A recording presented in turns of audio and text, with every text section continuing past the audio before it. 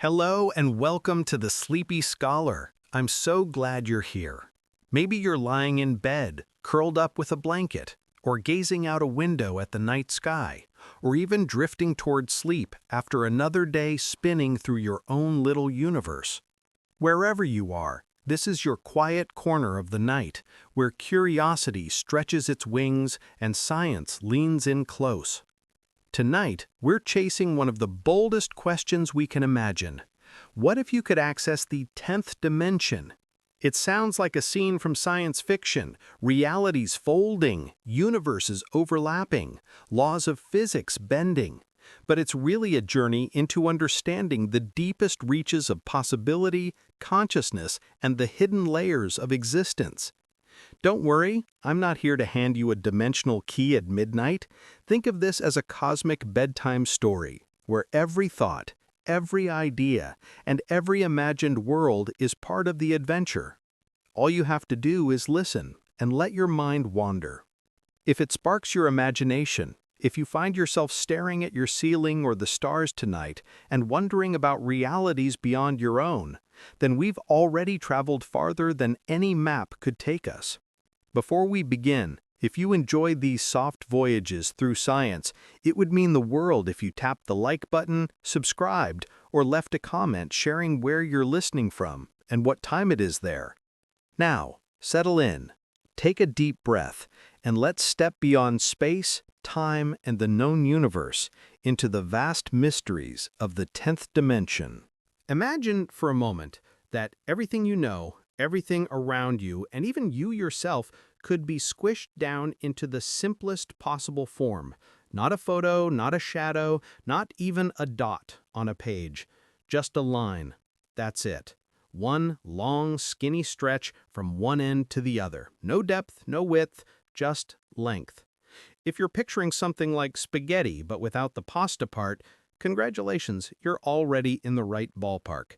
The first dimension is the stripped-down starter pack of existence.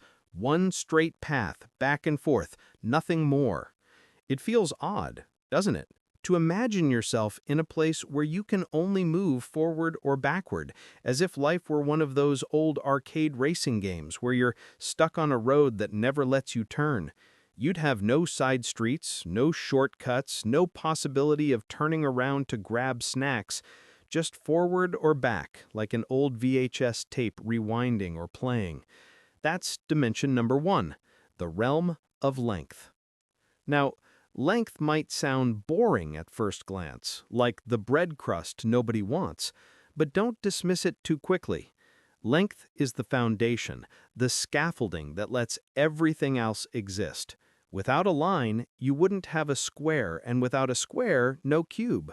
It's the same way you can't have Netflix without Wi-Fi, or peanut butter without jelly. The line is the starting note of the universe's entire song. Think about it. A dot is just a lonely speck, no distance, no stretch, no story. But give that dot the freedom to move, slide it along, and boom, you've got a line. Suddenly, you've gone from being stuck in one place to having somewhere to go. In geometry, they call this one dimension. But in life, it feels a lot like progress. Picture walking down a hallway that's impossibly narrow. So narrow you can't spread your arms or even turn your head. It's just one endless corridor. That's life in one dimension. You're basically living inside a line, and your only two options are forward or backward. Imagine trying to explain your weekend in this place. Yeah, I went forward for a while, then backward for a bit, then forward again. That's it. Not much variety. But this hallway, this path, is the seed from which every higher dimension grows. What makes the first dimension fascinating is not what it offers, but what it promises. It's like the opening track of an album, simple, maybe even repetitive, but it sets the rhythm, a single beat, thumping forward and back. If you think of existence as a cosmic story, the line is the prologue. Now let's talk about length itself. Length is distance, the space between 2 points. Think of stretching a rubber band. The tighter you pull it, the more length you see. Or think of lining up dominoes on the floor. The moment you set them in a row, you're working with the first dimension. It's that measurement of how far between here and there. Your morning commute? Length. The height of your favorite stack of pancakes? Length. Even the way your dog stretches across the couch like it owns the place, that's length too. But the line, as simple as it seems, has a strange elegance. It's the backbone of art and design, the hidden skeleton of everything we see. Leonardo da Vinci sketched with lines before filling in detail. Architects draft lines before walls are ever built. Musicians read notes strung along lines of a staff. The line is everywhere, quietly.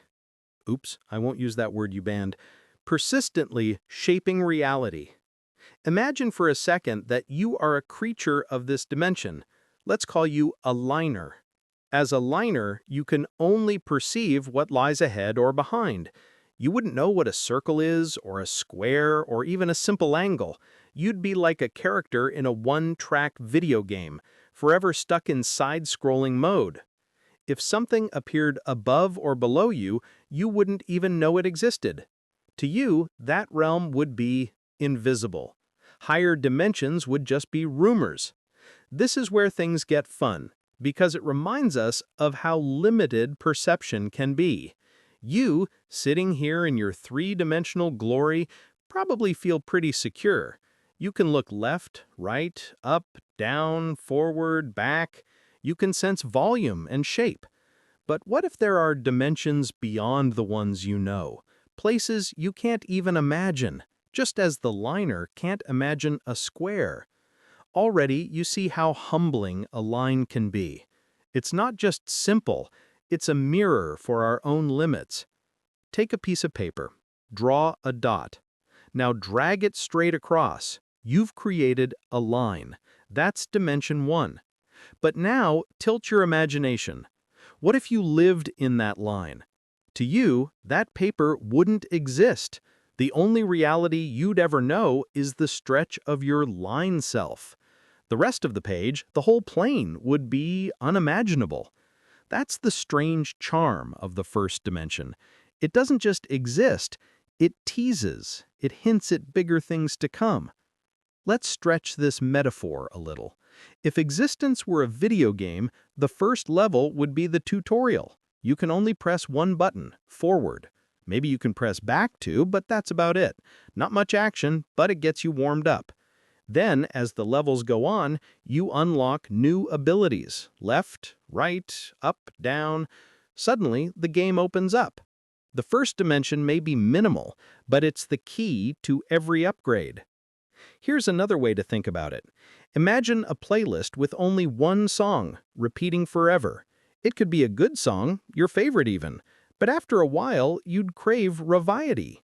That's what life in the first dimension feels like, a universe on repeat, one beat stretching into eternity. The beauty, though, is that without that first track, the whole playlist wouldn't exist.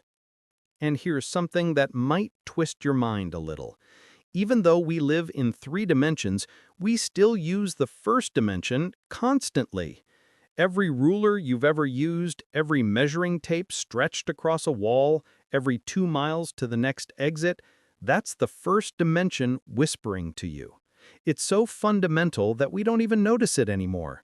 Like background music in a coffee shop, it's always there, setting the rhythm while you sip your latte. You could argue that the first dimension is lonely. After all, a line on its own is bare. No shading, no angles, no corners, just forward and back. But maybe it's not lonely. Maybe it's pure, minimal. It's the Marie Kondo of the dimensions. No clutter, no chaos, just the essentials. Does it spark joy? Well, if it leads us to all the other dimensions, maybe yes. And now pause. And imagine the moment before the universe began, before stars, before galaxies, before the swirling mess we now call home. The first stirrings of reality could be pictured as a line, stretching outward, carrying with it the potential for everything else. It's not grand fireworks yet, not symphonies or spiral galaxies. It's just a hum, a thread, a stretch of length. And from that humble start, entire universes unfold. And this is where our story really begins. Because if a line can grow into a plane, and a plane into a cube, then who knows what lies further on? If we can climb from 1 to 2 to 3 dimensions, what happens when we keep climbing? The line may seem simple, but it's a doorway. And like every good doorway, it leaves you wondering, what's waiting on the other side? That, my friend, is a question for the next chapter. All right, so picture this. Yesterday, you were stuck on a one-way road in the universe, just forward and back, like being trapped in a hallway with no turns, no detours, and no snack breaks. But today, something big happens. The hallway walls collapse outward, and suddenly you're standing on a floor that stretches in every direction. Congratulations, you've just been promoted to the second dimension. Now you don't just have length, you've got width too. That's like going from a black and white flip phone to a smartphone overnight. Suddenly, they're scrolling, swiping, double tapping. In geometry terms, this is where the line you met earlier decides to step out and make friends. That friend is a second line, one that doesn't just tag along in the same direction, but instead runs across it. Put the two together, and boom, a flat plane, a surface. Welcome to the world of squares, triangles, circles, and if you're feeling fancy, donuts. But let's slow down. What does a plane even feel like? Imagine you're a character in a video game from the 1980s, one of those side-scrollers where you move left and right across the screen. That's 2 dimensions in action. You've got forward and backward along one axis, and now you've unlocked side to side on another. Life suddenly has a new flavor, like adding toppings to plain toast. Before, all you could say was, I went there and came back. Now you can say, I wandered around. If you were a creature born into this flat world, you wouldn't know depth existed. To you, everything is a surface. Picture a sheet of paper. On it lives a little flat person. Let's call them Dottie. Dottie can move left and right, forward and back, but never up or down. If you, with your 3-dimensional hand, plopped a coin onto Dottie's world, she wouldn't see a coin at all. She'd only see the cross-section where it touched her plane, a circle that appeared out of nowhere. For her, that's magic. For you, it's just physics. Now take a moment to notice how often planes sneak into your own life. Every page you write on, every screen you stare at, every map you unfold is a celebration of 2 dimensions. A flat surface gives structure to art, design, and story. Imagine video games without flat planes. No chessboard, no checkers, no Pac-Man darting around a maze. In fact, most of the earliest human art, think cave paintings, was literally humans saying, let's put the world onto a flat plane so we can keep it. Planes aren't just artsy, though. They're sneaky little foundations of science. Think about how we measure land. From ancient farmers mapping their fields to modern architects designing skyscrapers, it all starts with flat layouts. The word geometry itself means earth measure. Long before anyone thought about cubes or time or black holes, they were obsessed with drawing lines across fields and figuring out whose goats belonged where. That's 2 dimensions hard at work. But here's the fun part. Flat worlds aren't just human inventions. They exist in nature, too. Soap bubbles, for example, love forming thin, flat films before popping. When you look at a dragonfly's wing, you're basically staring at a 2-dimensional masterpiece stretched across space. Even the surface of water, that mirror-like sheet you skim stones across, is a 2D world sitting on top of a 3D one. Tiny insects, like water striders, live their whole lives treating that surface as home. To them, it's more than just a reflective film, it's the floor of their universe. And think about maps. When you pull out a map, or more realistically, when you zoom in on Google Maps, you're flattening a 3-dimensional planet onto a 2-dimensional surface. That's tricky business. It's why Greenland looks ridiculously oversized on most world maps. It's like trying to wrap a basketball in wrapping paper without crumpling it. Something has to give. And yet, those flat projections guide ships, planes, and your pizza delivery guy every single day. 2 dimensions may be flat, but they're powerful. Now let's flip the perspective. What if you lived in a two-dimensional universe? A place where there was no up or down, only over there or back here. Some physicists like to play with this idea, calling it Flatland, after a satirical novel written in the 1800s. In Flatland, everyone is a shape. Triangles, squares, circles, they all live together, but none of them can imagine a third dimension. To them, a sphere rolling through their world would look like a dot that grows into a circle and then shrinks back to a dot before disappearing. Imagine trying to explain, no, you just saw a slice of a bigger shape. They'd laugh you out of town. Flatland is more than a thought experiment. It's a reminder that maybe we too are stuck in our own limited perspective. Just as a flat creature can't imagine depth, maybe there are dimensions we can't imagine, sitting just out of reach. That's the beauty of moving from one dimension to the next. Each step forces you to rethink what's possible. You also can't ignore how planes form the language of technology. Think pixels. Every photo on your phone is made of tiny dots arranged across a two-dimensional grid. Those dots trick your brain into seeing a picture, whether it's a sunset or your cat doing something weird. Movies, same deal. Frame after frame, laid out on a flat surface. Even when you're watching a 3D blockbuster, what you're actually seeing is light projected onto a two-dimensional screen. Your brain does the heavy lifting, stitching it into something that feels like depth. If we strip it all down, the second dimension is where creativity blossoms. A line by itself is lonely, but give it a companion, let it stretch outward, and suddenly you can draw. A child with crayons isn't sketching cubes or pyramids, they're drawing on planes, smiley faces, suns, stick figures with lopsided arms. That's two dimensions at play, building the first language of expression. And maybe that's why the second dimension feels so full. It's not just about adding width to length, it's about opening up possibilities. A plane isn't empty, it's potential. It's a blank canvas that can hold anything. Stories, maps, patterns, ideas. It's like the first page of a new notebook, clean, flat, waiting for you to decide what belongs there. But there's a catch. As amazing as the plane is, it's still limited. You can't stack, you can't pile, you can't hide behind things. Everything is exposed, like living on an infinitely wide table with no place to duck under. It's beautiful, yes, but it's also fragile. Flatness leaves you craving something more. You start to wonder what it would feel like to rise above, to step off the page, to leave the surface behind and enter a world that can finally hold you in all directions. And that curiosity is exactly where we're heading.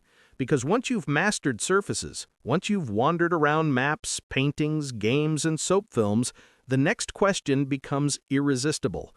What happens when the surface lefts? What happens when you leave the flat sheet behind and enter the room that surrounds it? That's where we'll go next, into the third dimension where depth finally arrives to change the game. All right, let's play a game. Imagine for a second that you wake up one morning, stretch, and suddenly realize your room has disappeared. The floor is still there, stretching out in two directions, and the walls are still running sideways, but everything feels flat, like you've been pressed into a pancake version of reality. Your bed is gone, your chair is gone, even your nose is just a smear on a flat surface. Horrifying, right? That's what life would be like if the third dimension didn't exist.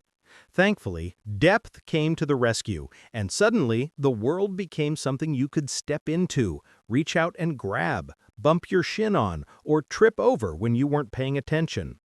Depth is the feature that takes the flat painting and makes it a room.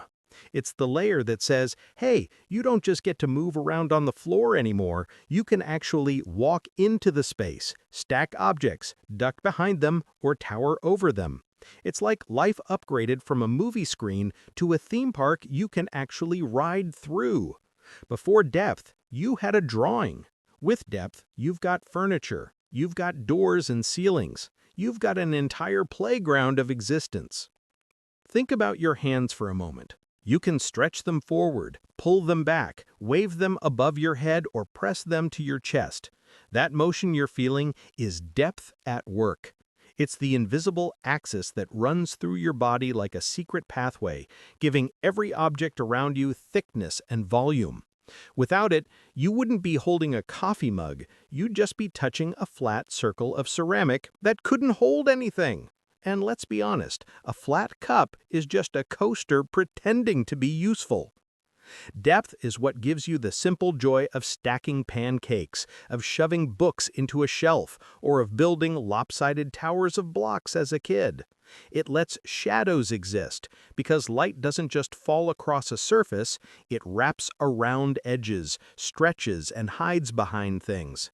Shadows are depth's way of saying, see, there's more to this world than meets the eye. Even your reflection in the mirror is playing a trick with depth, showing you a three-dimensional body squeezed into a two-dimensional sheet of glass. Now, if you really want to appreciate the third dimension, let's talk about hiding. In a flat world, you could never duck behind anything. If someone was looking your way, they'd see you no matter what, because everything is exposed on a flat plane. But in our world, you can crouch behind a wall, slip behind a tree, or hide under a blanket when the pizza delivery person comes a little too early and you're still in pajamas. That little bit of privacy, that escape from constant exposure, is the gift of depth. And it doesn't just help you hide, it gives you perspective, literally. Perspective in art is the way we trick a flat canvas into looking three-dimensional. Renaissance artists like Leonardo da Vinci were obsessed with this. They figured out how to use vanishing points and converging lines so that a road drawn on a flat page looked like it stretched into the distance. Before that, art looked a bit like your nephew's crayon drawings, everything floating without a sense of space. Perspective was the breakthrough that let us imagine depth even on a surface. Your eyes are also masters of perspective. With two of them placed slightly apart, they see the world from different angles. Your brain takes those two pictures and merges them into one, creating a sense of depth. That's why when you close one eye, the world suddenly feels flatter. Ever tried walking around with one eye shut for too long? You'll notice it's harder to pour juice into a glass without spilling, or to judge how far your friend's fist is before you realize it's about to nudge your shoulder. That little miscalculation, that's your brain missing the extra depth information. Now here's a thought experiment.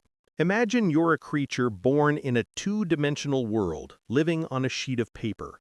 You wouldn't know depth existed.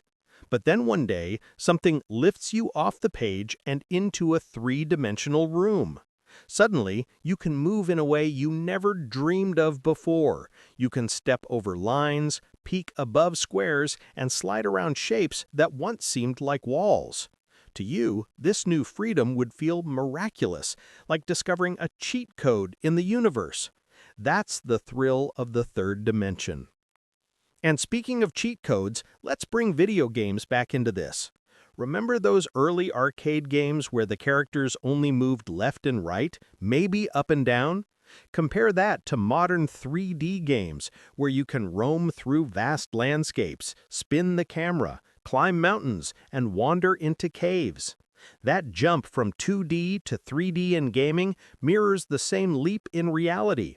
You go from flat exploration to total immersion.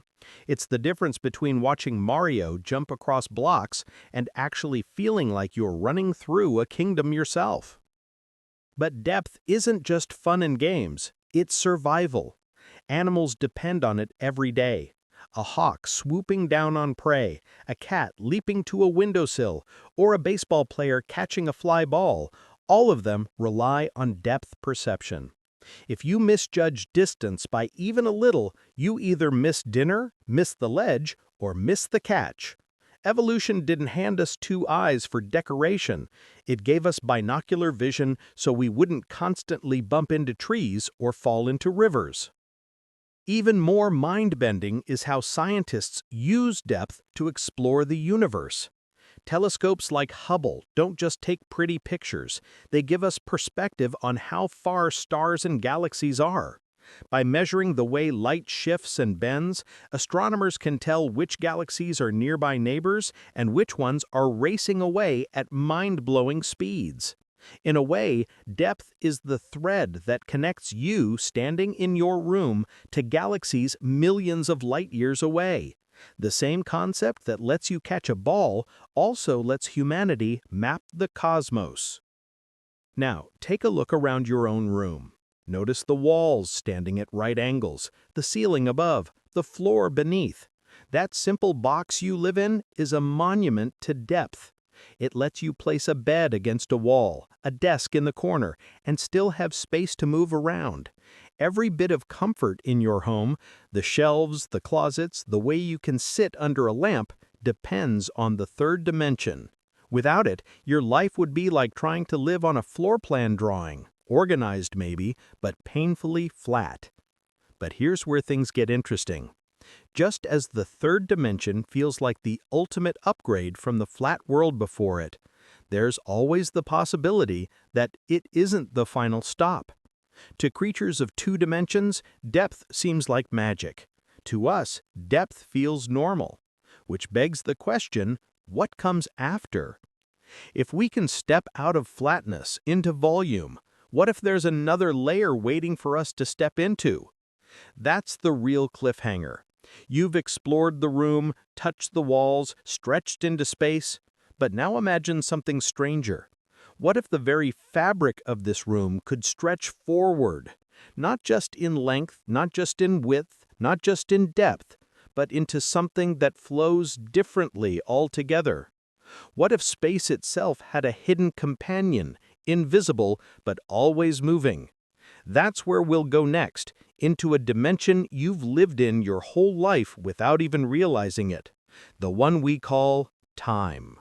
Have you ever noticed how your phone battery seems to go from 100% to 10% in what feels like the blink of an eye, but waiting for your food delivery feels like it takes 12 centuries? That little paradox is your first clue that time isn't always experienced the way clocks insist it is. Time is slippery, elastic, and strangely personal.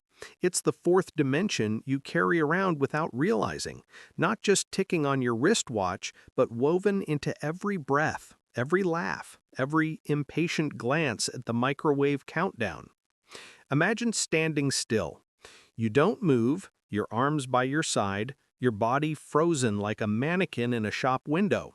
In 3 dimensions, you're just there.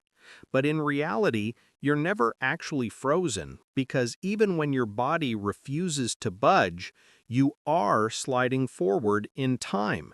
You are being carried, like it or not, along an invisible conveyor belt that never stalls, never rewinds, never gives refunds. Physicists would say your movement through time is inevitable, the way a raft drifts downstream whether or not you paddle. And unlike an actual river, you don't get to climb out and have a snack break on the shore. Here's the twist, though.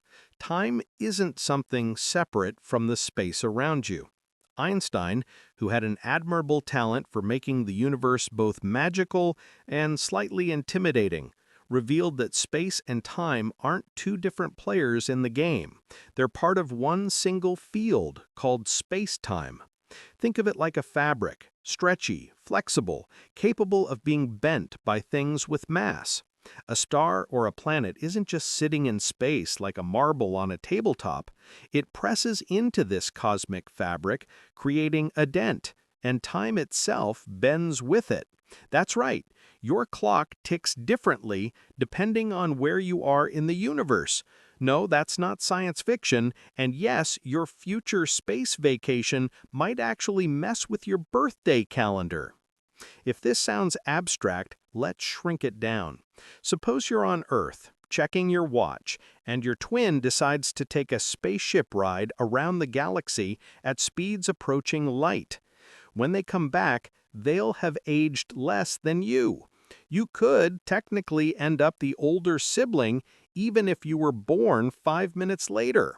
This is called time dilation, and it makes family reunions awkward but fascinating. Imagine explaining, Well, technically I'm younger, but thanks to relativistic travel, I'm also older. Pass the potatoes. Even without spaceships, you've experienced time dilation in your own way. Remember sitting in a boring lecture, staring at the clock, and each second dragged like an eternity? Then contrast that with an evening with your favorite people, where hours evaporated before you noticed. That's the psychology of time, reminding you that your brain has its own way of warping the flow. It's like time comes in two flavors: the cosmic version, governed by physics, and the personal version, flavored by mood, attention, and maybe the number of memes you scroll through. Scientists measure time with remarkable precision. Atomic clocks, for example, don't rely on gears or pendulums like old wristwatches. They use the vibration of atoms, tiny oscillations happening billions of times per second, to mark the passing of time so accurately that they barely lose a fraction of a second in millions of years. These clocks are so steady, they help GPS satellites know exactly where you are. Without them, your phone might think you're ordering pizza from the middle of the ocean. So, next time you track a food delivery and it shows the driver circling your block, blame human navigation, not time itself.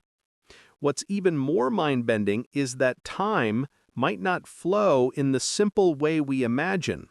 We feel it as past, present, and future, a tidy timeline with one direction, like a movie reel unspooling frame by frame. But physics isn't always so strict about the arrow of time. The fundamental equations of motion don't care if you run them forward or backward. A particle moving forward in time looks just as legal, mathematically speaking, as one running the film in reverse. Yet our experience is stubbornly one way. Eggs break, but they don't reassemble. You age, but you don't shrink back into childhood. Your ice cream melts, but it never leaps back into the cone. That forward direction of time is tied to entropy, the universe's natural tendency to move from order to disorder. It's why bedrooms get messy but never magically clean themselves, and why coffee cools but never reheats itself on the desk. And then there's memory. One reason time feels like it flows in one direction is that you can remember yesterday but not tomorrow. Your mind is like a storage box, filling up with experiences, stacking them in order and labeling them the past. The future, by definition, is unlabeled, still waiting to be written. Time feels linear because your brain is constantly arranging the movie clips of your life in sequence, handing you the illusion of movement from one moment to the next. Without memory, every moment would feel isolated, like random snapshots instead of a flowing film. But if time is the fourth dimension, does that mean the past and future exist just as much as the present? Some physicists lean towards yes. Imagine the universe as a giant block with all moments, every laugh, every sunrise, every awkward dance move carved into its structure. From that perspective, your entire life is stretched out like a long, complete sculpture. You right now are simply walking along one slice of it. Past you and future you are still there, just not currently accessible. It's a comforting or unsettling thought, depending on whether you had a bad haircut last year. Of course, living in time has its perks. Without it, music wouldn't exist. It would just be a simultaneous explosion of sound, every note collapsing on top of the other. Stories wouldn't exist because plots need beginnings, middles, and endings. Even your daily cup of tea would lose its charm if you didn't savor it sip by sip. Time gives texture to life, turning existence into a song instead of a single note. Now picture yourself in a room, looking at the walls, the ceiling, the floor. You've got length, width, and depth, but it's time that makes the room alive.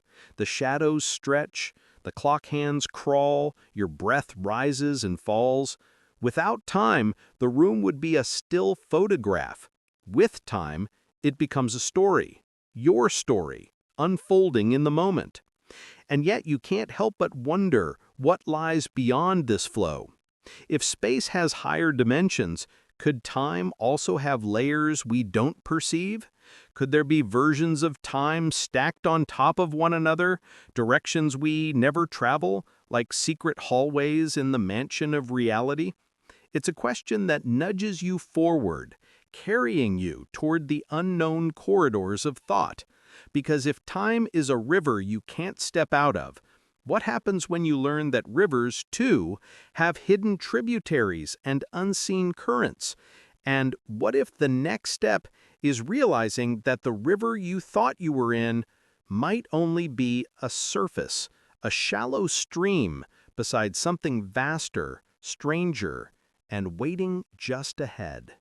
Have you ever stood in front of a menu so long that the waiter started giving you side-eye because choosing between pizza and pasta suddenly felt like a life-altering decision? Believe it or not, in the language of physics, it kind of is. Every choice you make, from whether you hit snooze in the morning to whether you send that risky text, splits the universe into possibilities. This is where the fifth dimension steps onto the stage, arms wide, saying, "Welcome to the land of what-ifs." Think of it this way. You already know about time as a line, carrying you forward, moment by moment. But the fifth dimension isn't about just moving along the line, it's about branching off into new lines entirely. Imagine your life as a choose-your-own-adventure book, but instead of having one path, every option you didn't pick is still playing out somewhere else. In one version of the story, you did order the pizza. In another, you boldly went with the pasta. And in some bizarre spin-off universe, maybe you skipped both and started an entirely new religion based on soup. The fifth dimension is the space where all those parallel timelines live, coexisting like overlapping channels on a cosmic TV. Scientists sometimes call this idea the many worlds interpretation. It came out of quantum mechanics, which is basically the universe's way of keeping us humble. Quantum mechanics insists that particles, at the tiniest level, don't just exist in one state. They live in superpositions, multiple possibilities at once, until they're observed. The act of observation collapses them into a single outcome, but according to the many worlds idea, all those other outcomes still exist, just not in the branch you happen to be sitting on. That time you flipped a coin and it landed heads, somewhere else it landed tails. And somewhere else entirely, the coin stood upright on its edge, confusing everyone at the party. Let's bring this into daily life. Picture walking down a street and reaching a fork. Turn left, you might find a cafe where you meet a stranger who becomes a lifelong friend. Turn right, maybe you stumble upon a bookstore that introduces you to an author who changes how you see the world. In your everyday experience, you choose one. But in the fifth dimension, both roads unfold, both outcomes live on, and both versions of you continue walking, just in separate timelines. It's a bit like a cosmic version of Netflix's Continue Watching feature. Every possible plotline is available, you just can't watch them all at once. What makes this fascinating is that the fifth dimension isn't just some abstract doodle in a physics notebook, it reframes how you think about yourself. Every version of you, the one who stayed in bed an extra hour, the one who went for that morning jog, the one who never downloaded social media in the first place, exists in this grand branching forest. And all those possibilities aren't just random, they grow out of your choices, stacking like branches on a tree, spreading wider and wider as life goes on. The fifth dimension is the orchard of your potential selves. Of course, this leads to the tricky question. Does that mean there are infinite copies of you, living out every awkward karaoke night, every embarrassing email typo, every triumphant victory? If so, you're both comforted and slightly horrified. Comforted because somewhere there's a version of you that nailed that job interview. Horrified because somewhere else there's one that said you too when the waiter told them to enjoy their meal, and the entire table laughed. To make sense of this, think of a river splitting into streams. At first, it's a single current, flowing smoothly. But then it meets a rock, and suddenly the water divides, some slipping left, some right, some splitting again downstream. Each current is real water, flowing its own way, yet they all belong to the same river system. That's the fifth dimension. Not just one stream of time, but a whole branching delta of outcomes, each just as real as the one you feel yourself riding. Even if this sounds wild, it has serious science roots. Quantum experiments like Schrödinger's infamous cat thought experiment illustrate it. In that setup, a cat is both alive and dead until you peek inside the box. In your reality, you open it and see one result. But in the fifth dimension, both outcomes play out. One with a happy, very confused cat, and one with a tragic story that PETA would never endorse. The takeaway is that possibility is more fundamental than certainty. But here's where it gets fun.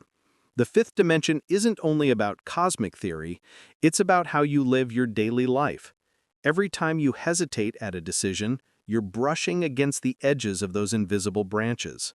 Each breath, each action, each leap of faith opens doorways. Even the small choices, the ones you dismiss, ripple outward. Maybe the version of you that tried salsa dancing for the first time ended up discovering a lifelong passion.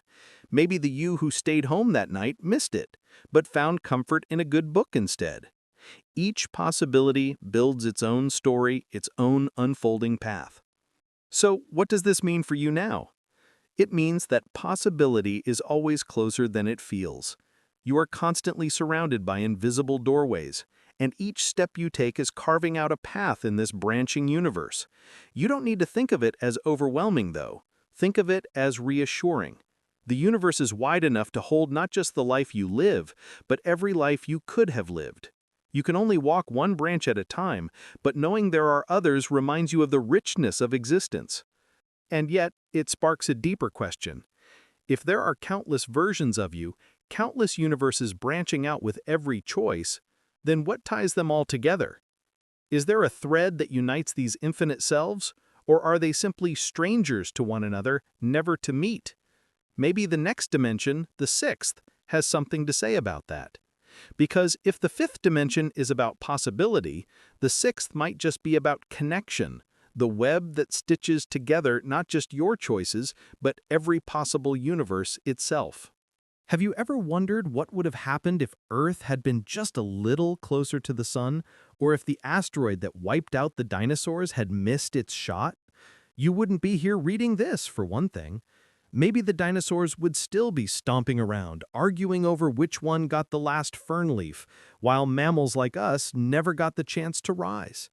This is where the sixth dimension makes its dramatic entrance, not with a polite knock, but like someone showing up at a party with a slideshow of worlds that could have been.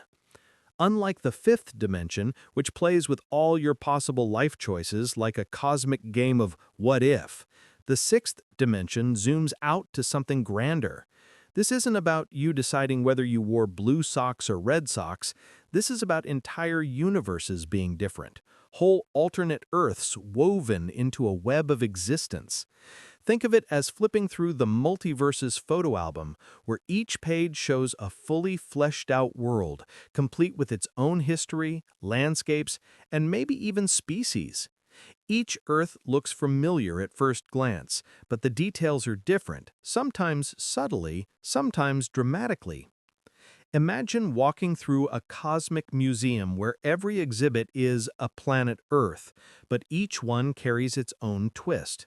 In one hall, you find an Earth where humans never invented agriculture.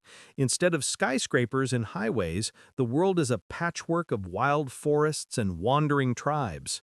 In another, you peek into an Earth where electricity was never discovered, so the Industrial Revolution never happened, and people still travel by candlelight and horse-drawn carts.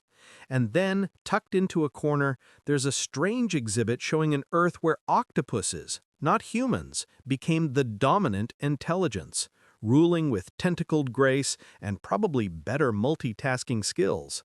That's the sixth dimension, the catalog of alternate worlds, each one blossoming in its own direction. But let's rewind for a second. How do we even justify this wild idea scientifically? The sixth dimension builds on the concept of initial conditions, those delicate settings at the start of a universe. Imagine baking a cake. Change the oven temperature by just a few degrees, or swap sugar for salt, and you end up with something totally different and inedible. In the same way, universes might start from slightly different conditions, a slightly stronger pull of gravity, a tad more dark matter, or stars forming faster, and those tweaks ripple outward to create new versions of reality. This isn't magic, it's physics playing around with the knobs and dials at the cosmic control panel. Of course, our own Earth feels pretty special, and for good reason. The conditions here are remarkably fine-tuned for life as we know it. If water didn't freeze and boil at the exact ranges it does, or if our planet didn't sit in the Goldilocks zone of the sun's warmth, you wouldn't have birds singing in trees or humans singing badly in karaoke bars. But in the sixth dimension, there are countless versions of Earth where those conditions didn't line up so neatly. In some, life may never have sparked at all. In others, it could be flourishing in forms we can barely imagine. Silicon-based organisms swimming in methane oceans, or giant cloud-like creatures drifting through alien skies. This isn't just armchair speculation, by the way. Cosmologists take the idea seriously because the laws of physics themselves allow for it. If space and time can bend, stretch, and expand, why couldn't there be variations where those same laws played by slightly different rules? It's not a free-for-all, though. The sixth dimension doesn't give you cartoon universes where pigs fly and cats pay taxes.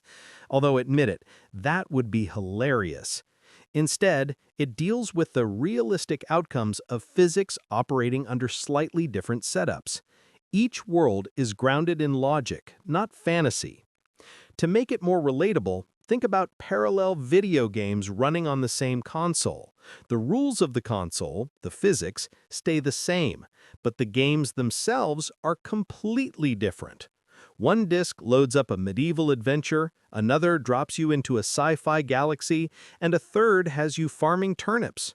The console is reality itself, while this sixth dimension is the library of all possible games that reality can run.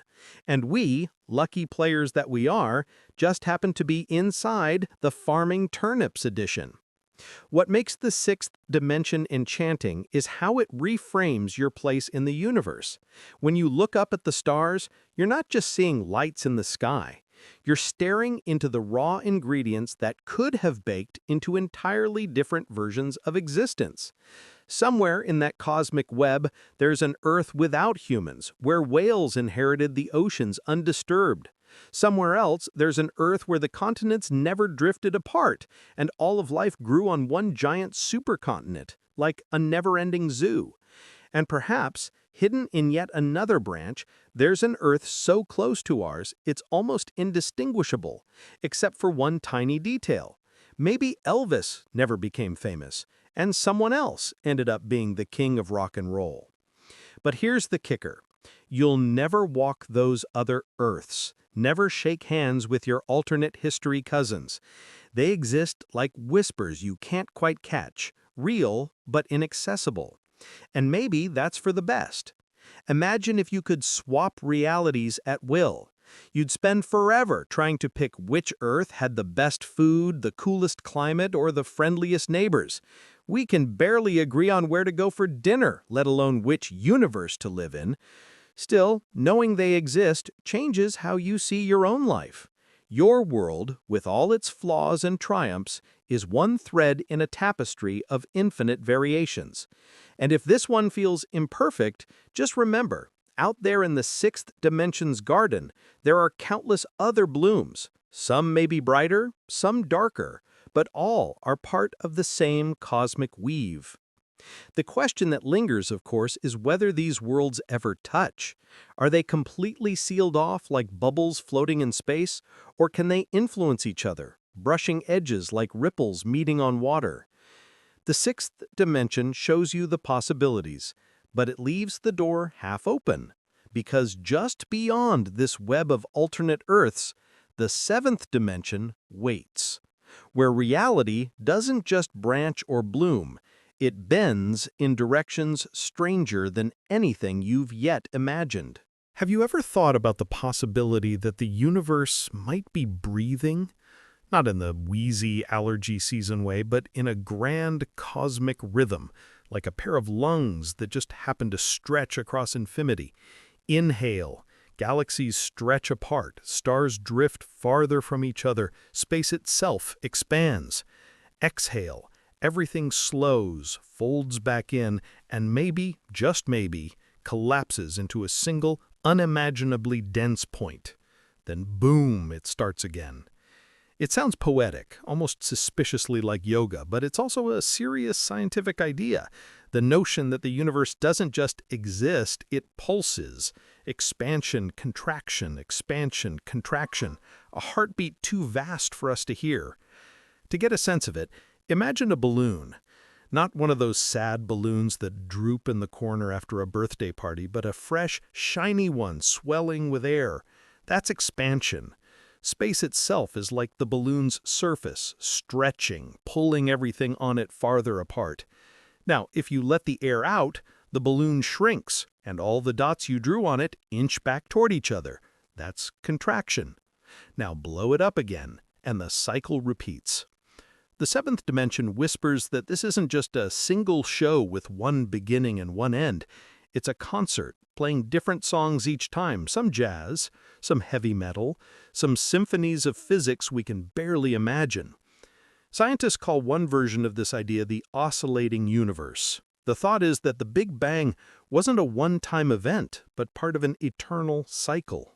Bang, crunch, bang, crunch, like the universe is jogging on some cosmic treadmill.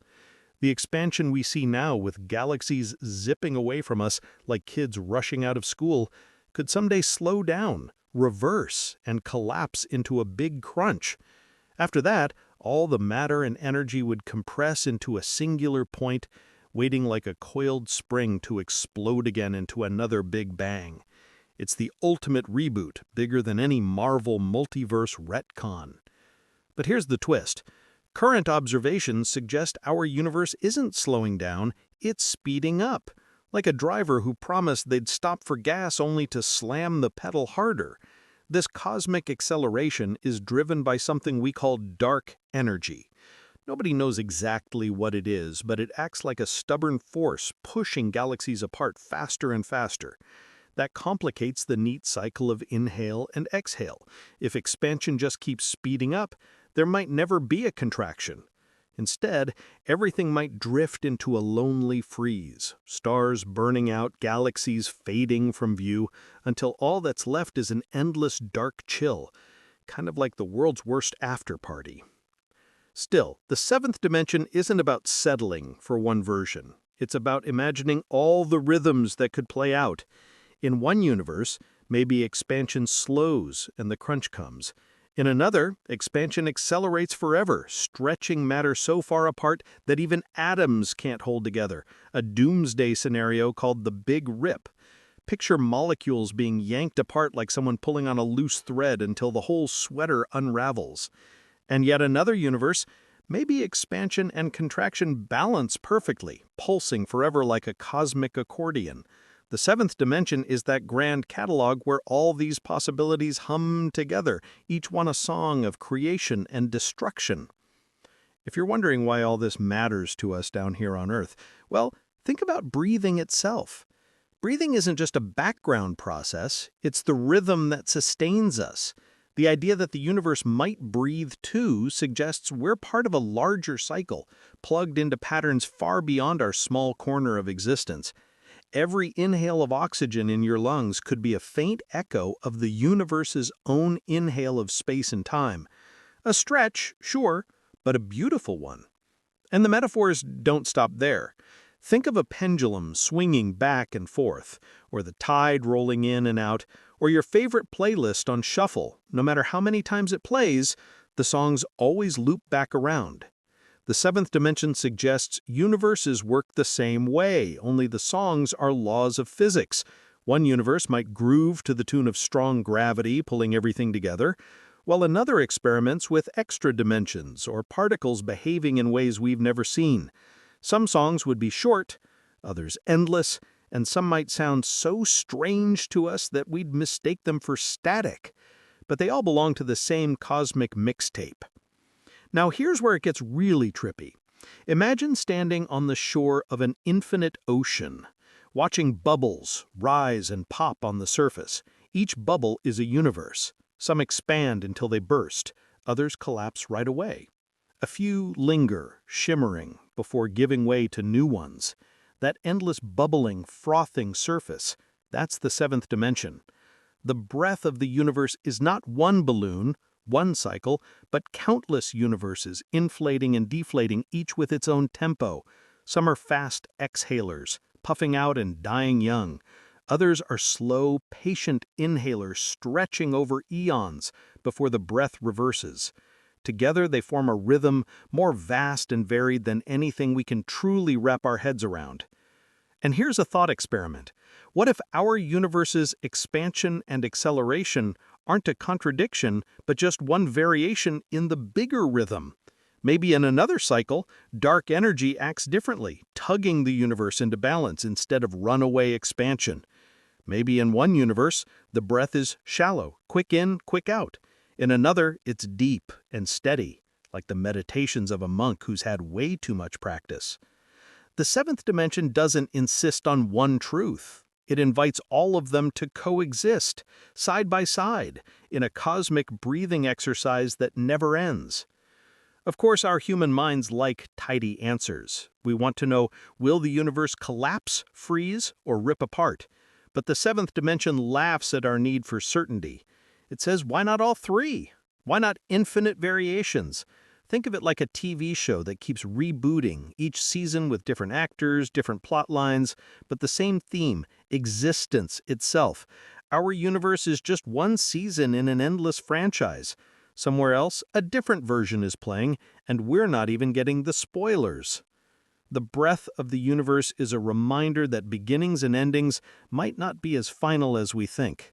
Every inhale carries the seed of an exhale. Every collapse might hide the potential for a new beginning. It's a rhythm that makes death and birth less opposites, more dance partners. And in that dance, we, our galaxies, our atoms, are all steps in a choreography too large to see, but no less real for our inability to grasp it. So the next time you take a deep breath, think about this. You're not just filling your lungs with air. You're joining a rhythm that echoes across the fabric of reality, a rhythm that might span countless universes, countless laws of physics, countless songs of creation and collapse. One breath among infinite breaths. And just as you exhale, imagine the universe leaning in, ready to take another. Because beyond the breath of the universe, the eighth dimension waits, where rhythms evolve into patterns stranger than any breath we've ever known. What if every universe had a book, and every possible story that universe could tell was already written? Imagine stepping into a library that makes the biggest bookstore you've ever seen look like a street corner magazine stand. This is not a place with dusty shelves and that one squeaky rolling ladder no one knows how to use. No, this is a library with endless rows that stretch in every direction, stacked with volumes that pulse with light, hum softly with possibility, and contain entire worlds inside their pages. That's the eighth dimension, a cosmic archive where each book is a universe, each universe a narrative, and every narrative a twist in the grand story of existence. Now, before you start picturing yourself as a wizard wandering through Hogwarts with a golden library card, let's break this down. If the seventh dimension was all about rhythms of expansion and collapse, the eighth asks a different question. What if we had not just universes that breathe in and out, but all possible laws, shapes, and designs for universes? It's not just one song played at different tempos, it's an entire playlist of genres: rock, rap, classical, lo-fi beats to study existence to. The Cosmic Library doesn't just store versions of our universe, it holds blueprints for universes that obey laws completely alien to us. Some might operate with different numbers of dimensions, others with particles we've never imagined, others with no time at all. Yeah, try wrapping your brain around a universe with no ticking clock, everything happening all at once, forever frozen, and yet somehow alive. That's not a bedtime story, that's a brain-sprain story. To picture the scale, think about a single book in this library, the one you're in right now. It contains Earth's story, galaxies, stars, black holes, you, me, and the sandwich you regret eating at midnight last week. Flip back a chapter and you're at the age of dinosaurs. Flip further, you're staring at the fiery birth of the universe. Flip forward, and the pages are blank to us, but already inked here. That's one book. Now imagine the shelf it sits on, with a book right beside it that describes a universe just like ours, except gravity is a little stronger. In that world, maybe stars burn faster, planets form differently, and life takes a whole new path. Next to that is a book where gravity is weaker, or maybe where light doesn't move at the speed it does here. Suddenly, you've got shelves of variations, like a cosmic choose-your-own-adventure series, except the choices aren't just different endings, they're entirely different physical realities. And it doesn't stop at variations of ours. The eighth dimension says, why stop at familiar rules at all? Imagine picking up a book where the most basic laws of physics are rewritten. Instead of particles and forces, maybe everything is woven from vibrations of sound, literal harmonies shaping matter. Another book might describe a universe that looks like a painting, colors and shapes with no mass or motion, just patterns rearranging themselves eternally. Yet another could hold a universe that feels like pure math, numbers interacting in ways we can't even visualize, but still real in their own logic. The Cosmic Library doesn't discriminate between the possible and the impossible. If it can be imagined in terms of laws, it's on the shelf. Here's where it gets even wilder. Think about how we treat libraries here on Earth. You walk into one, and it's filled with stories you'll never have time to read. You might only check out a few, maybe even reread the same favorites. That doesn't make the other books any less real. They're still there, patiently waiting, whispering their contents to anyone curious enough to open them. In the cosmic version, we're like readers stuck in a single volume. We can't hop to another shelf, skim another universe, or swap storylines. We're bound to the book we were born into. But just knowing the others are there changes how we see our own. Suddenly, existence feels less like a one-off miracle and more like a grand collection. We're one book among infinite, unique, but not solitary. Now, you might be asking, how would anyone even know about these other volumes? Good question. The short answer? We don't know. The long answer? Mathematics. Physicists love to play detective with equations, and sometimes the math hints at possibilities beyond what we can see. Theories of higher dimensions, string theory, and quantum physics all toss breadcrumbs toward the idea that our universe might be just one among many. The eighth dimension is where those breadcrumbs don't just lead to another loaf, they lead to a bakery with infinite ovens, baking every kind of bread. Rye, sourdough, bread that tastes like chocolate cake, bread that's actually made of starlight. Every recipe, every version, filed neatly on a shelf. Think about what that means for you. Somewhere in this cosmic library, there's a universe where Earth never formed, but something equally rich took its place. Somewhere else, a universe exists where your exact life is playing out almost the same, except you wore blue socks instead of black yesterday. And still deeper, universes exist that have nothing resembling you, or Earth, or socks. Universes whose stories would be unreadable to our minds, but make perfect sense in their own context. Each of these isn't a what-if or a fantasy. It's a full book, just as thick, just as inked, just as valid as the one you're currently living inside. And maybe, just maybe, there's a librarian. Not someone with glasses and a finger pressed to their lips, but a principle or pattern that organizes it all. Not a person, not even a being, but a structure.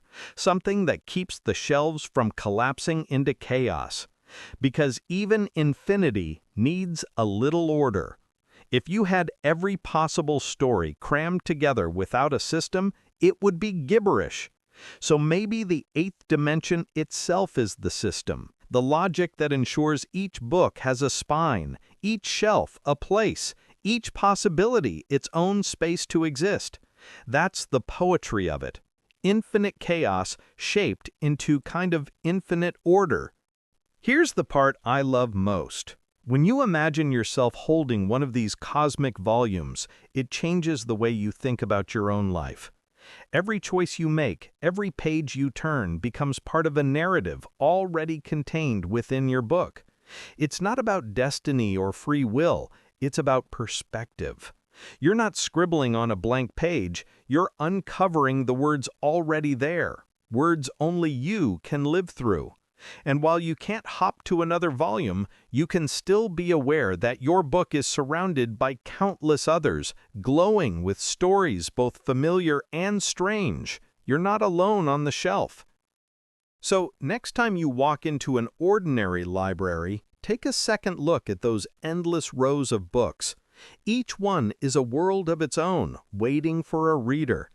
That's a faint echo of the cosmic library. Our tiny human-scale reminder of the infinite shelves we'll never reach. And maybe that's the real gift of the eighth dimension. It doesn't ask us to read every book. It just asks us to appreciate that they're there, and to read the one in our hands with as much curiosity and wonder as we can muster. Because beyond the shelves, there's always another level. If the eighth dimension is a library of universes, then the ninth is something stranger still. Not shelves, not books, but the source of the library itself. The place where even the idea of infinite stories is born. And that's where we're heading next. Have you ever tried to imagine something that has no rules? Not just what if pizza grew on trees kind of rules breaking, but truly no rules at all. That's where the ninth dimension steps in and casually flips the table. Up until now, every level has played with structure, lines, surfaces, space, time, choices, worlds, universes, and even infinite libraries to store them all. But the ninth asks, who said there even has to be structure? Who decided gravity pulls instead of pushes? Or that time has to move in one direction? In the ninth dimension, rules themselves become options, and the menu is infinite. Think of it like a video game. In the earlier levels, you're just playing. Maybe the scenery changes, maybe you level up, maybe there are different worlds to explore, but the game engine itself, the code underneath, stays the same. In the ninth dimension, though, you're not just playing the game. You're at the level of the developers, messing with the code, rewriting the physics engine, deciding whether things fall down, sideways, or not at all. Gravity? Optional. Time? Optional. Matter? Optional. It's like getting hold of the cosmic cheat codes, except instead of infinite ammo, you get infinite frameworks for existence. Let's play with an example. Imagine you've got a universe where the speed of light isn't 300,000 kilometers per second, but something else entirely. In another, there's no light at all. Maybe interactions happen through ripples of pure geometry instead. In yet another, there's no concept of distance because space doesn't even exist. And if your head is starting to feel like it's been tossed in a blender, that's exactly the point. The ninth dimension isn't about what happens if we tweak a rule here or there, it's about what happens if we throw out the whole instruction manual and write a new one from scratch. It's kind of like music. In lower dimensions, you're hearing variations of the same melody, different instruments, different keys, different arrangements. The eighth dimension gave you the full library of songs. But in the ninth, you're not limited to existing notes at all. You're inventing the scale itself, deciding what counts as sound, whether silence is music, whether rhythm even exists. It's composition at the rawest level, before any rules of harmony are set. Here's a brain-bending twist. In our universe, we assume consistency is essential. If gravity worked one way on Mondays and another on Tuesdays, things would be a disaster.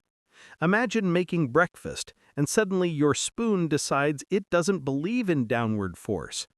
But in the ninth dimension, that kind of chaos isn't a bug, it's a valid framework. There could be universes with shifting laws, where physics is more like weather, patterns that change and cycle. Creatures in such a universe wouldn't bat an eye at it. For them, stability would seem bizarre, like a tide that never moved. And this is where imagination hits its limit. We're so tied to the rules of our universe that it's almost impossible to picture life under completely foreign laws. For example, what if causality didn't exist? No cause and effect, just happenings with no order. You might drop a ball and see it floating, sinking, evaporating, or turning into a balloon. No rhyme or reason, just outcomes. To us, that's absurd. To something born in that framework, that's Tuesday. Scientists love to poke at these edges, often through math. String theory, multiverse models, quantum foam. They hint that reality might not be mailed to one set of rules. The ninth dimension is where all those hints pile up. It's the storehouse of possible systems, the catalog of every conceivable set of physics. In one, the speed of light is infinite. In another, nothing moves at all. In yet another, the universe isn't three-dimensional, but something stranger, like a fractal geometry unfolding endlessly. And if your head is starting to feel like it's been tossed in a blender, that's exactly the point. The ninth dimension isn't about what happens if we tweak a rule here or there, it's about what happens if we throw out the whole instruction manual and write a new one from scratch. It's kind of like music. In lower dimensions, you're hearing variations of the same melody, different instruments, different keys, different arrangements. The eighth dimension gave you the full library of songs. But in the ninth, you're not limited to existing notes at all. You're inventing the scale itself, deciding what counts as sound, whether silence is music, whether rhythm even exists. It's composition at the rawest level, before any rules of harmony are set. Here's a brain-bending twist. In our universe, we assume consistency is essential. If gravity worked one way on Mondays and another on Tuesdays, things would be a disaster. Imagine making breakfast, and suddenly your spoon decides it doesn't believe in downward force. But in the ninth dimension, that kind of chaos isn't a bug, it's a valid framework. There could be universes with shifting laws, where physics is more like weather, patterns that change and cycle. Creatures in such a universe wouldn't bat an eye at it. For them, stability would seem bizarre, like a tide that never moved. And this is where imagination hits its limit. We're so tied to the rules of our universe that it's almost impossible to picture life under completely foreign laws. For example, what if causality didn't exist? No cause and effect, just happenings with no order. You might drop a ball and see it floating, sinking, evaporating, or turning into a balloon. No rhyme or reason, just outcomes. To us, that's absurd. To something born in that framework, that's Tuesday. Scientists love to poke at these edges, often through math. String theory, multiverse models, quantum foam. They hint that reality might not be mailed to one set of rules. The ninth dimension is where all those hints pile up. It's the storehouse of possible systems, the catalog of every conceivable set of physics. In one, the speed of light is infinite. In another, nothing moves at all. In yet another, the universe isn't three-dimensional, but something stranger, like a fractal geometry unfolding endlessly. And if your head is starting to feel like it's been tossed in a blender, that's exactly the point. The ninth dimension isn't about what happens if we tweak a rule here or there, it's about what happens if we throw out the whole instruction manual and write a new one from scratch. It's kind of like music. In lower dimensions, you're hearing variations of the same melody, different instruments, different keys, different arrangements. The eighth dimension gave you the full library of songs. But in the ninth, you're not limited to existing notes at all. You're inventing the scale itself, deciding what counts as sound, whether silence is music, whether rhythm even exists. It's composition at the rawest level, before any rules of harmony are set. Here's a brain-bending twist. In our universe, we assume consistency is essential. If gravity worked one way on Mondays and another on Tuesdays, things would be a disaster. Imagine making breakfast, and suddenly your spoon decides it doesn't believe in downward force. But in the ninth dimension, that kind of chaos isn't a bug, it's a valid framework. There could be universes with shifting laws, where physics is more like weather, patterns that change and cycle. Creatures in such a universe wouldn't bat an eye at it. For them, stability would seem bizarre, like a tide that never moved. And this is where imagination hits its limit. We're so tied to the rules of our universe that it's almost impossible to picture life under completely foreign laws. For example, what if causality didn't exist?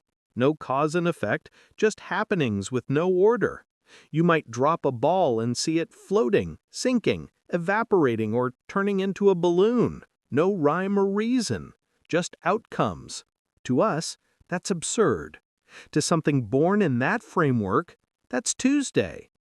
Scientists love to poke at these edges, often through math. String theory, multiverse models, quantum foam. They hint that reality might not be mailed to one set of rules. The ninth dimension is where all those hints pile up. It's the storehouse of possible systems, the catalog of every conceivable set of physics. In one, the speed of light is infinite. In another, nothing moves at all. In yet another, the universe isn't three-dimensional, but something stranger, like a fractal geometry unfolding endlessly. And if your head is starting to feel like it's been tossed in a blender, that's exactly the point. The ninth dimension isn't about what happens if we tweak a rule here or there, it's about what happens if we throw out the whole in. Have you ever reached the end of a story and wondered if maybe, just maybe, there's a bigger book it belongs to? You close the final page, but instead of feeling done, you feel like you've brushed up against something larger, something waiting just beyond. That's the mood of the 10th dimension. It's the last door, the edge of the map, the point where imagination itself throws up its hands and says, "That's all I've got, folks." But here's the twist. It isn't empty. It's the opposite. It's every possible story, every possible law, every possible universe woven into one impossible tapestry. To get a handle on this, let's start small. Imagine you're at a concert. Not just any concert, but the world's most ambitious mashup. Jazz, metal, classical, techno, and that one guy with a ukulele who insists he belongs there too. Each genre has its own rules, rhythms, and moods. You can enjoy them separately, sure, but what if there was a way to hear all of them, all at once, without them clashing? Not as noise, but as a single, transcendent harmony that somehow contains everything. That's what the 10th dimension feels like. The full orchestra of existence, playing every note, every scale, every rhythm at once, and somehow it all works. Now, the 9th dimension already gave us the wild freedom to mess with the laws of physics themselves, universes where time loops, gravity repels, or nothing ever changes. So what could possibly be bigger than that? The 10th dimension takes all those possible frameworks, all those rule books, and unifies them. It's like opening a box of every board game ever invented, and then discovering there's an even bigger game that explains why board games exist at all. You're not just swapping between universes anymore, you're staring at the grand total, the ultimate everything. Here's a comparison that might help. Picture a library. In earlier dimensions, you were wandering aisles of books, different lives, timelines, or universes, each with its own cover and ending. In the 9th, you realized libraries themselves could follow different rules, some with books written backward, others where the ink rearranges daily. But the 10th? The 10th isn't a library at all. It's the totality that contains every possible library, every possible story, every possible way of writing. It's the idea of story itself, distilled into infinity. And this is where language starts to stutter. How do you describe all of everything? Our brains are built for categories, limits, comparisons. We understand light because we know dark. We understand time because it ticks forward. But in the 10th dimension, opposites collapse into one.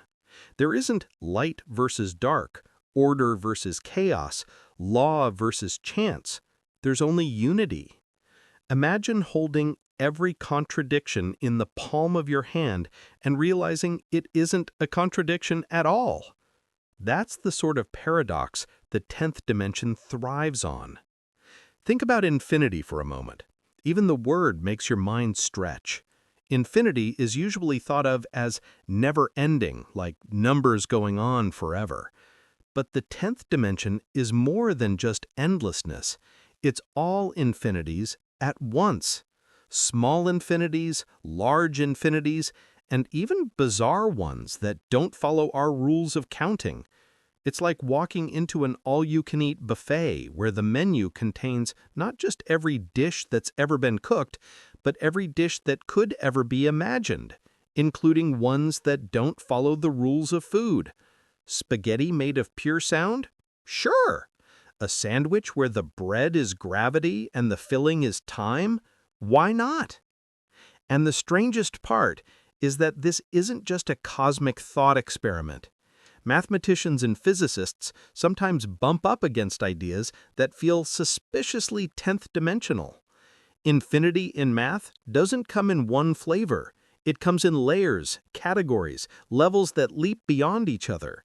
In physics, theories like string theory or M theory whisper about frameworks beyond our grasp, places where all possible versions of physics are tied together. When they describe it, they almost sound like poets without realizing it. They speak of unification, of symmetry, of totality.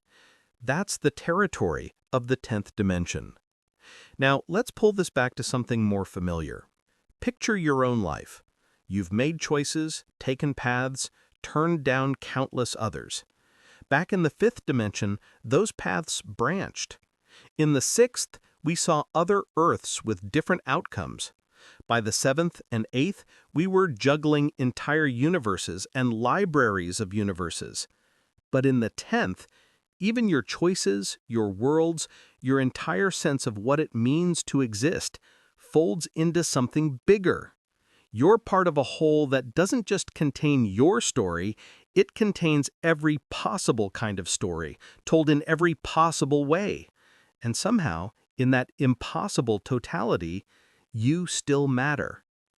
There's a certain comfort in that, isn't there? To think that no matter how wild the cosmic stage becomes, the role you play isn't lost. It's written into the very fabric of the everything. Every breath, every laugh, every stumble in your life, it all belongs to the grand composition. It may be one note among trillions, but without it, the song would be different. And that's a humbling, almost luminous thought. You're already part of the 10th dimension, even if your mind can't fully wrap around it. Of course, you might be asking, what's next? If the 10th is everything, then is that the end? Do we stop here? Do we applaud the universe for its grand finale and go home? That's the trick. The 10th is both the end of the road and the beginning of something stranger. It's the point where imagination runs dry, but also where the possibility of new frameworks could be born. Standing here is like standing at the edge of an ocean so vast you can't see the horizon. Is it the end of land or the start of something else? As we step away from this dimension, hold on to this image, a door that isn't really a door at all, because it opens everywhere to everything at once. The 10th dimension doesn't lock you in, it simply shows you the canvas that holds all canvases. And just when you think the story has reached its final chapter, another question waits. If all of reality is contained here, what lies beyond the container? Have you ever stared into a mirror long enough that it started to feel unsettling? At first, it's just you, your face, your hair, maybe a piece of spinach from lunch you forgot about. But then the longer you look, the stranger it gets. You notice details you usually ignore. You start to wonder whether that reflection staring back is just a trick of light or something deeper, like maybe it knows things you don't. What if, in some grand cosmic way, consciousness itself is a mirror, reflecting not just who we are, but the layers of reality around us? That's where we step into the 11th adventure, the mirror of consciousness. Here's the thing about mirrors. They don't make anything new. They don't invent your image. They reflect what's already there. Consciousness works a lot like that. It doesn't create dimensions, universes, or laws of physics out of thin air. Instead, it reflects them. It takes in reality and plays it back to you in a way that feels personal, intimate, almost like your own private movie screening. But unlike an actual mirror that's stuck with whatever light bounces into it, consciousness bends, stretches, and reshapes what it reflects. It can take the raw data of existence, the sights, sounds, smells, all the sensations, and remix them into something that feels alive. Think of your brain as the ultimate DJ booth, mixing signals from the world with beats from memory and vocals from imagination. You hear a bird outside your window. Your ears send in the track, but your mind doesn't just stop at sound detected, it layers meaning on top.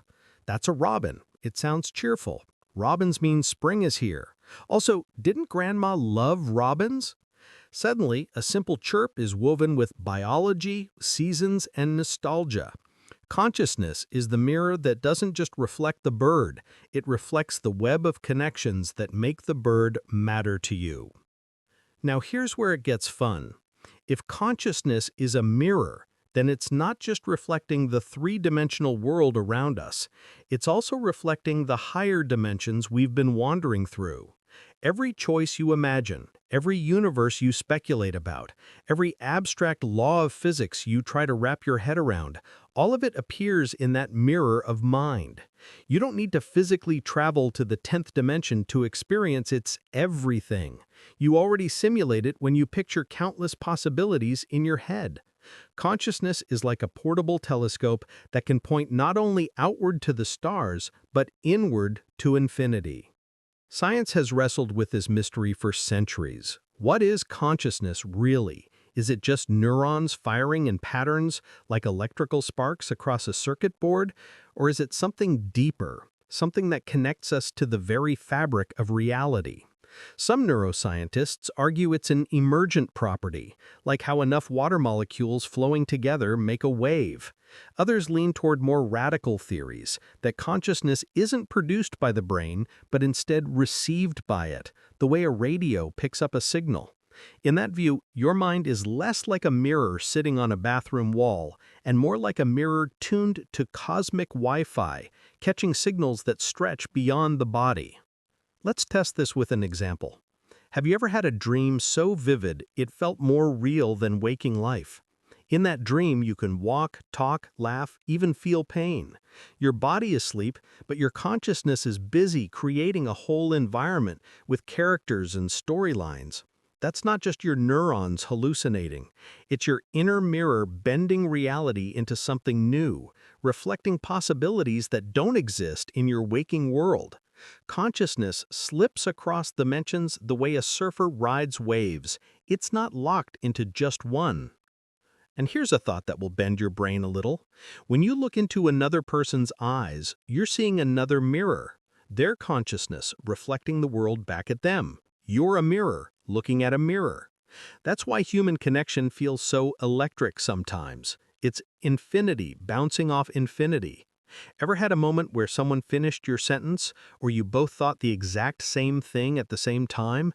That's two mirrors reflecting the same dimension of thought, aligning for a heartbeat. It feels magical, but really it's consciousness doing what it does best, connecting. What about when we meditate or get lost in art or music?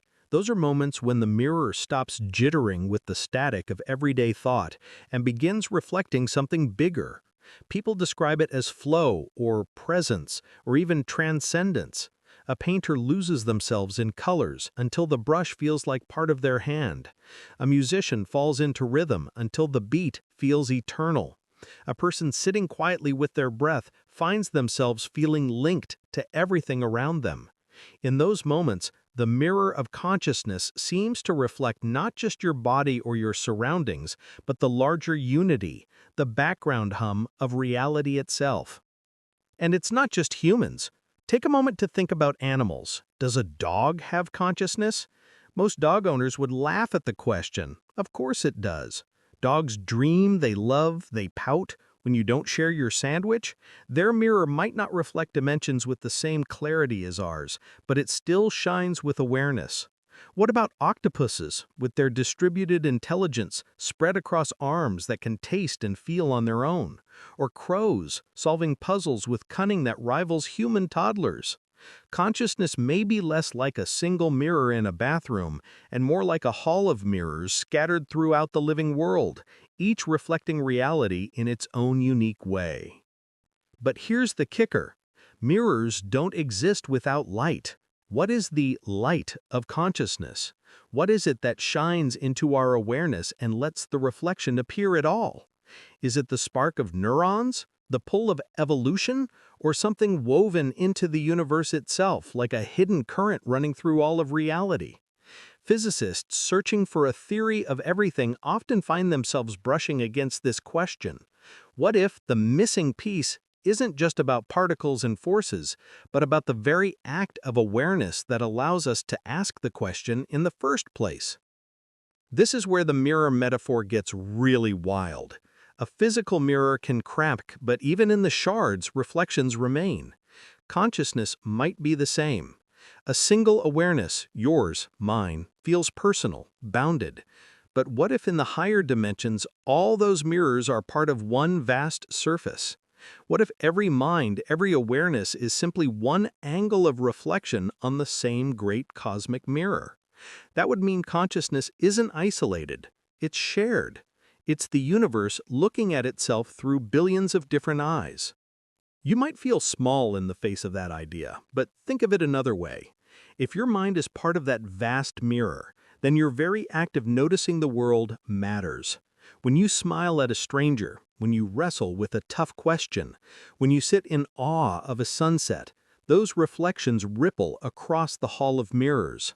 You are a reflection that changes the whole picture. And so we stand here at the 11th chapter, realizing that the journey through dimensions isn't just out there in some cosmic wilderness. It's in here, within the mirror of our own minds. Consciousness is the bridge, the translator, the playful trickster that lets us dance between body, thought, and infinity. It reminds us that we are not separate from the universe we've been exploring. We are part of its reflection. But what happens when a mirror turns to face itself? When consciousness reflects on consciousness? That's the question waiting for us beyond this chapter, where awareness folds in on its own mystery, and the reflection becomes the very thing it's trying to see. Have you ever noticed how nature seems to have a favorite playlist on repeat? Spirals in seashells, spirals in hurricanes, spirals in galaxies. It's like the universe got hooked on one shape and decided to remix it everywhere, and not just spirals. Branching trees, lightning bolts, the veins in a leaf, even the way rivers fork across the land. These patterns aren't just coincidences, they're fingerprints of mathematics stamped into reality. And here, in this 12th stop of our cosmic storytelling, we wander into the realm of patterns, those hidden codes that make the universe feel both mysterious and oddly familiar. Patterns are sneaky because they hide in plain sight. You don't think of a broccoli floret as profound, yet when you look closer, each tiny bud is a miniature version of the whole. That's a fractal. Shapes that repeat at smaller and smaller scales. Zoom in on one piece, and you're basically looking at the entire thing. It's like the broccoli is a cosmic Russian nesting doll, except instead of wooden figurines, you get florets that taste better roasted with olive oil. The same idea shows up in cauliflower, snowflakes, and even your lungs. The branching inside you follows the same rules as the branching of rivers and lightning. Fractals aren't just mathematical curiosities, they're nature's way of being efficient. Take your lungs. They need to pack an enormous surface area for oxygen exchange into the small space of your chest. If you unraveled all those airways, they'd stretch out to cover a tennis court. That's fractal engineering at work, repeating smaller and smaller branches until the pattern squeezes maximum function into minimal room. Meanwhile, your circulatory system is doing the same thing, branching arteries into arterioles into capillaries, ensuring every cell gets its delivery of nutrients. You are, in a very real way, a walking fractal. Now let's step outside your body. Trees followed the same rule book, splitting from trunk to branch to twig to leaf. Why? Because it's the most efficient way to collect sunlight and move water. Lightning forks down in fractal paths as it hunts for the quickest route to the ground. Coastlines crumble into fractal outlines, jagged and self-similar, whether you view them from a plane or from an ant's perspective on the sand. The spiral arms of galaxies, same principle. Fractals don't care about size. They scale from microscopic to cosmic. The universe seems to adore recycling its favorite geometric themes. But why does the universe bother with these repeating shapes? It's because physics loves efficiency. A fractal isn't just pretty, it solves problems. Spirals, for example, appear when something expands outward while rotating. That's why water spirals down a drain, hurricanes swirl in storm systems, and galaxies twist as they spin. Spirals are nature's motion plus growth formula, as if the universe doodled a shape that multitasks. The golden spiral, linked to the famous Fibonacci sequence, is like nature's favorite logo. You'll see it in pine cones, sunflowers, snail shells, and even the way your DNA coils. Speaking of Fibonacci, let's talk numbers. The Fibonacci sequence starts simple. 1, 1, 2, 3, 5, 8, 13. Each number is the sum of the two before it. Easy enough, but here's the kicker. When you plot those numbers into spirals, they line up with the proportions you find in flower petals, hurricanes, and galaxies. It's like math spilled its coffee across the blueprint of existence, and instead of a mess, we got sunflowers and spiral galaxies. Not bad for a clumsy accident. And if spirals and branches weren't enough, symmetry gets its turn in the spotlight. Snowflakes are the ultimate show-offs. Each one forms with six-fold symmetry because of the way water molecules bond. The odds of two snowflakes being identical are practically zero, yet they all obey the same structural rules. It's as if nature wrote a strict guideline: 6 points, crystalline elegance, infinite variation, and then gave every snowflake artist complete freedom within those lines. That mix of order and chaos is the essence of patterns.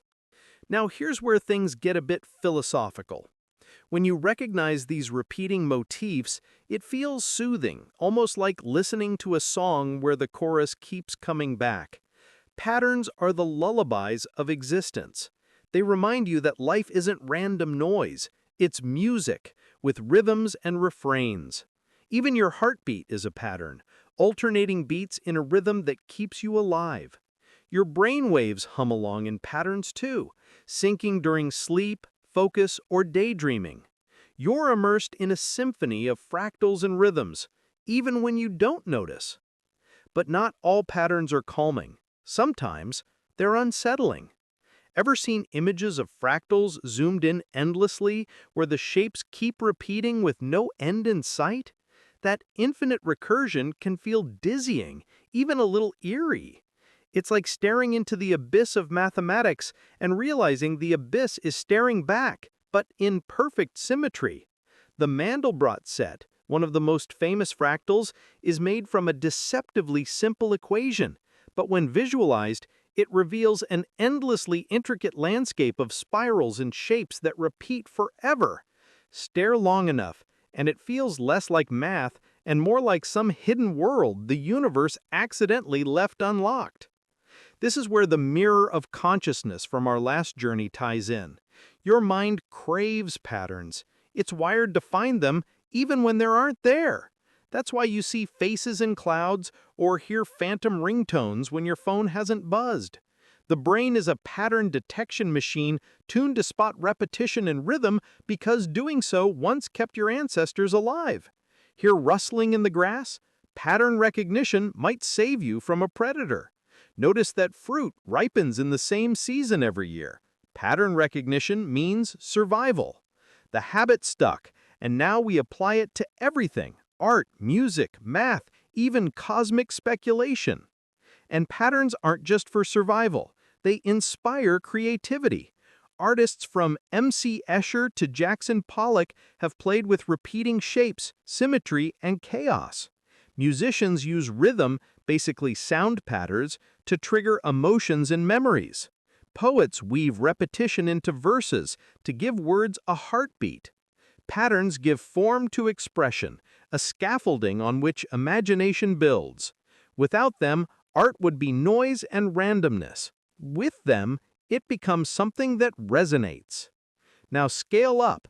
Imagine the universe as a library not of books, but of patterns. Each natural law is a chapter, each repeating fractal a verse. You, sitting here, listening, are both a reader and a paragraph in that library. Your body, your thoughts, your breath, they all echo larger structures. The spiral in your fingerprint isn't so different from the spiral of a hurricane seen from space. The pattern repeats, but at a scale that makes you part of the story. And here's the kicker. If patterns are the language of the universe, then studying them might be our closest chance at understanding reality itself. Physicists search for unified theories, mathematicians hunt for elegant equations, biologists trace evolutionary patterns. Beneath it all is the hunch that the universe is structured, not chaotic, that there's a rhythm playing, and if we listen carefully enough, we might just catch the melody. But let's not get too comfortable. Patterns, for all their beauty, raise questions too. If everything repeats, does that mean existence is just recycling the same structures endlessly? Are we spirals inside spirals, branches on branches, echoes of echoes without end? Or do the patterns themselves evolve, creating new verses in the song of reality? That's where our next chapter steps in, pulling us toward the possibility that patterns aren't just static, they're dynamic, evolving, and reshaping the universe in ways we're only beginning to imagine. Have you ever wondered what the universe would sound like if it had a playlist? Not the kind with pop hits and breakup ballads, but a soundtrack woven from stars, atoms, and the very fabric of reality. Imagine pressing your ear to the cosmos the way a kid presses their ear to a seashell, hoping to catch the ocean. Except instead of waves, you'd hear vibrations, deep cosmic chords that never stop playing. This is the so-called music of the spheres, a phrase that started as philosophy and now brushes against physics. The universe hums, but not in ways our ears can catch unaided. It hums in vibrations of space, energy, and matter. It's like the biggest concert imaginable, but the instruments are galaxies, atoms, and even the invisible strings that might make up existence itself. Let's start with something you can feel, even if you can't hear it: vibration. At its core, vibration is just back and forth motion. Your phone buzzing, a guitar string trembling, your own vocal cords. They're all shaking molecules in rhythm. The air carries those wiggles as waves, and your ears translate them into sound. Simple enough. Now stretch that concept far, far beyond what your eardrums can handle. The same principle applies to everything in the universe. If something moves, wiggles, or resonates, it produces a kind of music, even if that music hums outside the range of human hearing. Take stars, for example. They don't just shine, they sing. Stars pulsate, expand, and contract, sending ripples through their plasma like a gong being struck over and over. These vibrations create pressure waves, cosmic sound waves that bounce inside the star. We can't hear them directly, but astronomers can measure them using light patterns. It's called helioseismology, which is basically star karaoke night for astrophysicists. Our own sun, for instance, rings with thousands of different tones simultaneously, though if you translated it into audible sound, you'd get a bass-heavy rumble, too low for human ears, more like the deep thrum of a movie theater subwoofer than a catchy melody. Zoom out even more, and entire planets hum too. When Apollo astronauts set seismometers on the moon, they discovered that after meteor impacts, the moon would vibrate for hours like a bell that just wouldn't stop ringing. Earth does it as well. Earthquakes send shock waves through the globe, and the globe vibrates in resonances that scientists can measure. So yes, the ground beneath your feet is occasionally grooving to its own rhythm. The difference is you can't exactly dance to it unless you want your dance floor collapsing mid-move. And then there's black holes. Now those are the rock stars of cosmic music, though maybe metal band is more accurate. When black holes collide, they send out ripples in space-time itself, gravitational waves. Imagine stretching a trampoline, then flicking it so waves ripple outward. Gravitational waves do that, except the trampoline is the universe. In 2015, humans finally managed to detect them with LIGO, a machine so precise it could sense a shift smaller than a proton. The signal they caught was like the faint chirp of two black holes smashing together over 1 billion light-years away. And just like that, we added a new instrument to the cosmic orchestra. But the concept of cosmic music isn't new. The ancient Greeks, particularly Pythagoras, believed that the planets moved in harmony, creating a kind of divine music inaudible to human ears. He called it the music of the spheres. To them, it was more philosophy than physics, but the intuition wasn't completely wrong. The motions of planets do follow rhythms and ratios, mathematical harmonies that resemble chords. Johannes Kepler even tried to assign musical notes to the orbits of planets, treating astronomy as sheet music written across the sky. He imagined Earth's orbit was a kind of soprano, while Jupiter's was a deep bass. Not exactly Spotify quality, but the poetic ambition was there. Fast forward to modern physics, and we find echoes of that ancient dream in string theory. In string theory, the smallest building blocks of reality aren't particles like electrons or quarks. Instead, they're tiny vibrating strings of energy. The different vibrations of these strings give rise to different particles, much like how different notes arise when you pluck a guitar string at varying tensions. In this picture, the universe itself is music, literally. Existence is what happens when cosmic strings play an infinite silent symphony across dimensions. Whether string theory is right or not, the metaphor is irresistible. It suggests that you are, in some sense, made of music frozen into matter. And here's a fun twist. Even silence isn't truly silent. In physics, what we call a vacuum isn't empty nothingness. It seethes with quantum fluctuations. Particles pop in and out of existence like the faint crackle of static on an old radio. Space itself hums with background energy, a kind of white noise underlying reality.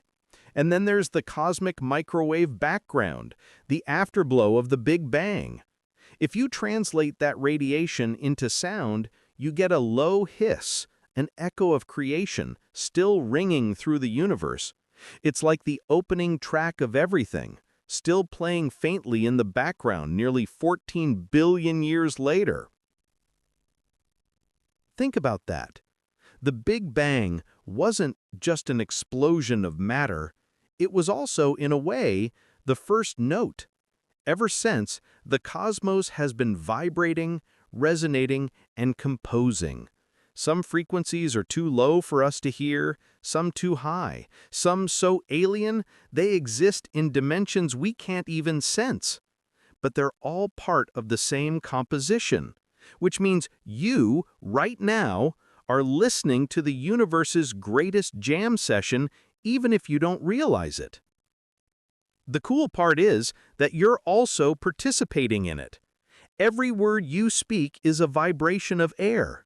Every laugh is a wave bouncing from your lungs to the world. Your heartbeat keeps time like a drum. Even your brain operates in rhythms, pulsing with waves that synchronize into thought and memory.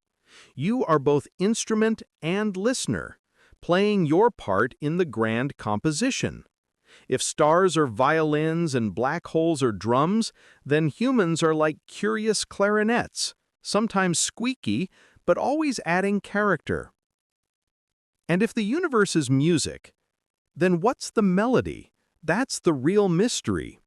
Maybe the melody is hidden in the equations physicists chase, those elusive formulas that unify all forces.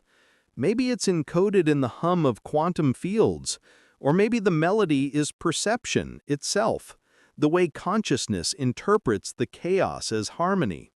After all, music isn't just sound waves, it's the meaning we assign when vibrations arrange into patterns that move us. Maybe the universe has been playing its song forever, but only through us does it finally hear itself. So, next time you listen to your favorite song, remember that it's built on the same physics as the universe's grand soundtrack. Vibrations, frequencies, resonance, they scale from your headphones to the stars. That chorus stuck in your head isn't so different from the resonance of atoms. The universe might not have a top 40 chart, but it does have a rhythm. And the more we learn, the clearer the melody becomes. But hold on to your ticket, because this concert isn't over yet. We've heard the rhythms, the vibrations, the background hum. What comes next might not be music at all, but something stranger, a silence so deep it bends meaning, a pause in the song where new verses can begin. The stage is set for the next act, and trust me, you won't want to miss the drop. Picture this. You're lying in your bed, maybe tangled in a blanket that refuses to cooperate, maybe staring at a ceiling that hasn't changed in years. Everything feels ordinary, familiar, safe. And yet, outside that same ceiling stretches a cosmos so huge it makes your bed seem like a single pixel on a screen the size of eternity. That's the paradox we live in. You're at home in your own small world, but that world is tucked inside an infinite universe. It's like living in a studio apartment that just happens to sit inside an endless palace with rooms no one has ever explored. How do you reconcile both? How do you feel anchored in something so vast that anchoring seems impossible? Here's the thing. The infinite isn't as distant as it sounds. You don't need to drift among galaxies to feel it. You're already inside it. Your body is made from atoms forged in stars that burned out billions of years ago. That sip of water you took this morning, some of those molecules once cycled through a dinosaur, then a cloud, then maybe a medieval knight who had a headache. Your breath connects you to everything that has ever lived and will ever live. Infinity is not out there, it's also in here, woven into your skin, your lungs, even your tired eyes after a long day. Still, infinity can feel intimidating. Think about it. Space has no edge. If you flew in one direction forever, you'd never smack into a cosmic wall with the sign saying, "End of universe, please turn back." The human mind doesn't do well with that kind of endlessness. We like things that come in boxes, movies that end, sandwiches with crusts, IKEA furniture with instruction booklets. Infinity doesn't fit into any box. And yet our lives carve out a sense of home inside it. Your bedroom might not look like much to the universe, but to you, it's the center of existence. Infinity becomes bearable when you shrink it down into something you can hold, a hand, the laugh, a room that feels safe. That's the magic of perspective. You can stand under a night sky and feel like a speck in the void, or you can look at the same sky and think, "Whoa, I'm made of the same stuff as those stars. I belong here." The facts don't change. Billions of galaxies are still out there, whirling in silence. But your role in the story shifts depending on how you tell it. The infinite isn't meant to make you feel lost. It's meant to remind you that you're stitched into something that never ends, yet still you get your own unique corner of it. Take your breath, for instance. Every inhale is like signing a guest book for the universe. The oxygen you pull in might have been swirling through the leaves of a rainforest just weeks ago, or frozen into polar ice for centuries. It's a reminder that home is not just walls and pillows, it's an ongoing exchange with the infinite. Your body is a crossroads where the vastness funnels into the everyday. The warmth you feel when you crawl under your blanket at night is powered by nuclear reactions happening millions of kilometers away in the sun. That star lights your morning commute, grows your food, and basically pays your electric bill in photons. Talk about cosmic roommates. And yet the comfort of home is what makes infinity bearable. Without your kitchen, your favorite mug, or that chair that somehow fits your body better than any other, infinity would just swallow you whole. Our brains need grounding, so we stitch the infinite into rituals. The clink of a spoon in a cup, the rhythm of footsteps to work, the glow of a lamp when night falls. These are like cosmic bookmarks saying, "Here, right here is where I live." Without them, you'd be like a character in a video game, wandering endlessly across a map with no save points. But here's where things get even more fun. The infinite actually shows up inside the smallness of home. Look closely at your skin under a microscope and you find landscapes stranger than alien planets. Zoom into a grain of dust on your bookshelf and you'll uncover microcosms teeming with life. If you could shrink down to the scale of molecules, your room would feel endless, a jungle of particles buzzing in ways no eye could catch. Infinity hides not only in the galaxies above, but in the microscopic universes beneath your fingernails. You don't need a spaceship, you already carry entire worlds wherever you go. It's almost funny how humans are obsessed with finding the edge. We want to know where the universe ends, where death ends, where thought ends. But what if the point isn't to find the edge at all? What if the infinite is about realizing there are no edges, just layers upon layers? From galaxies to atoms, from your dreams to the pulse of your heart, it's all an endless unfolding. And in the middle of that unfolding, you're curled up in your bed, creating a bubble that feels like home. The contrast is the beauty. Infinity is overwhelming, but home is grounding. One is vast, the other intimate, yet they need each other. Without infinity, your bed wouldn't exist. No stars, no planets, no oxygen, no you. And without the idea of home, infinity would be too much, like staring at an ocean with no horizon. Home is your lens, your frame, your way of saying, I belong here, even in the face of endlessness. So maybe the real trick is balance. You can gaze at the stars and feel awe without losing your sense of place. You can sip your tea and still remember that the atoms in your cup once blazed in ancient suns. You don't have to choose between the infinite and the intimate. You already live in both. Every heartbeat is a drum echoing in a concert that spans galaxies. Every laugh is a spark in a universe that might have otherwise stayed silent. The infinite holds you, and home defines you. And that brings us to the next mystery. If home anchors us in the infinite, then what happens when we drift beyond the known, when the map ends and the familiar falls away? Does the infinite still embrace us, or do we discover new kinds of belonging we can't even imagine yet? That's where our story turns next, into the places where the idea of home itself begins to bend. Imagine this. You've been walking through corridors of dimensions, strolling past universes, peeking through cosmic doors, and now you arrive at the strangest discovery of all. The infinite wasn't hiding out there in the stars, it was sitting inside you the whole time. Plot twist, right? After all the spirals, strings, and symphonies, the grand finale is that the cosmos has been mirroring itself through your very awareness. You don't need to book a rocket to touch the infinite. You've been carrying it around like loose change in your pocket. Think about consciousness for a second. Not in the heavy philosophy class kind of way where everyone stares at the ceiling pretending to understand Descartes, but in the everyday sense. You open your eyes in the morning and boom, an entire universe appears. Light, color, shapes, the taste of toothpaste you may or may not like. It all sparks to life in your awareness. You close your eyes, and suddenly that same universe collapses into memory, dream, or imagination. It's like your mind is the ultimate projector, flicking universes on and off as casually as a remote control. Infinity, meet Netflix. But how can the vastness of existence fit into a single human mind?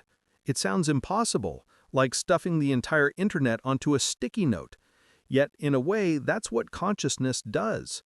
Your brain, made of about 86 billion neurons, weaves together signals faster than you can blink, creating not just thoughts, but entire experiences.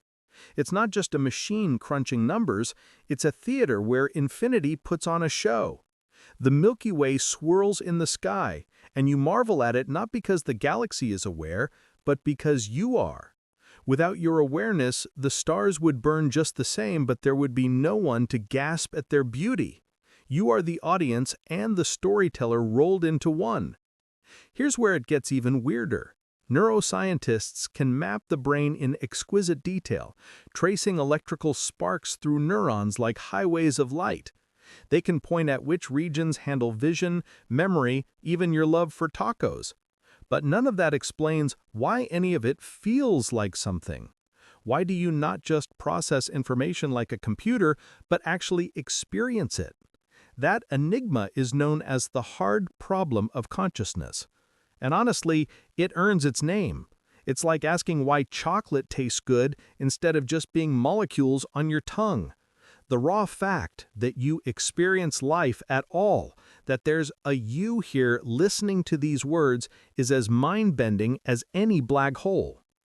And this is where infinity slips in. Consciousness doesn't just reflect the world, it stretches across it. When you imagine galaxies, they exist in your mind just as vividly as the face of a loved one.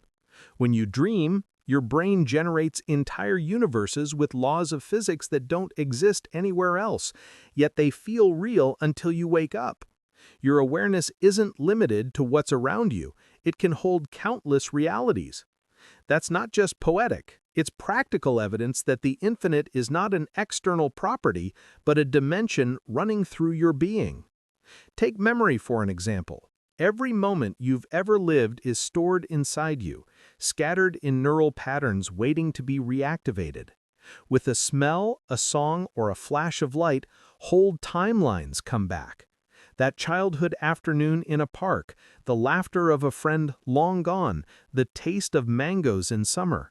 They don't exist out there in space anymore, but they live on in here. You are carrying not just your life, but worlds within worlds. The infinite doesn't just surround you, it builds its archives in your mind. And then there's imagination. The human mind is shamelessly creative. Give it a blank wall, and it will paint monsters, gods, or sitcom characters dancing across it. Imagination can bend reality in ways the external world cannot. A cat with wings? Done. A planet made entirely of cheese? Sure, why not? You can invent laws of physics that would never pass peer review, and yet in your awareness they exist. It's infinity at play, testing possibilities with crayons instead of equations. Now, if you zoom out, you realize this isn't just personal, it's collective. Human consciousness has built languages, cultures, sciences, and stories that link billions of people across centuries. No single star system coordinates itself this way. It's through shared awareness that humans transcend their tiny lifespan and participate in something larger. In every book, symphony, or invention, you see infinity funneled through human minds into form. It's like a relay race where each generation passes the torch of awareness, expanding what infinity looks like from the inside. Here's where it gets the humbling part. Your consciousness, dazzling as it is, emerges from the same fabric as the stars. The hydrogen that burns in suns also runs through your veins. The carbon in your brain was born in a star's fiery death. When you're aware of the cosmos, it's not just you looking at it, it's the cosmos looking back at itself through your eyes. Carl Sagan's famous line wasn't exaggeration. You really are a way for the universe to know itself. Infinity isn't an abstract concept anymore. It's breathing in your chest. And maybe that's the final rest the chapter promises. Not an ending, but a return. You don't need to chase infinity through distant galaxies or equations scribbled across chalkboards. You are infinity, condensed into a conscious spark. Every choice, every thought, every act of kindness or curiosity is infinity exploring what it can be. The cosmos has billions of stars, but it only has one you, one perspective, one lens that filters eternity through the unique patterns of your mind. So what do you do with that knowledge? Maybe you pause more often, not to solve the riddle of existence, but to feel it, to realize that the infinite is humming not just in the background of the universe, but in your own heartbeat. When you laugh with a friend, when you get lost in music, when you close your eyes and dream, infinity is there, woven into the fabric of the moment. You are both a speck and the whole, both temporary and timeless, both a story and the storyteller. And as this journey winds to its resting point, the paradox becomes clear. The infinite is not something you reach, conquer, or even fully understand. It's something you already are. The final rest is not about drifting away into cosmic silence. It's about realizing the silence has always been inside you, steady and infinite, carrying the glow of all that has ever been and all that will ever be. But if infinity lives in you, then maybe the journey never truly ends. Maybe the final rest is just another beginning, waiting for you to turn the page and wonder again.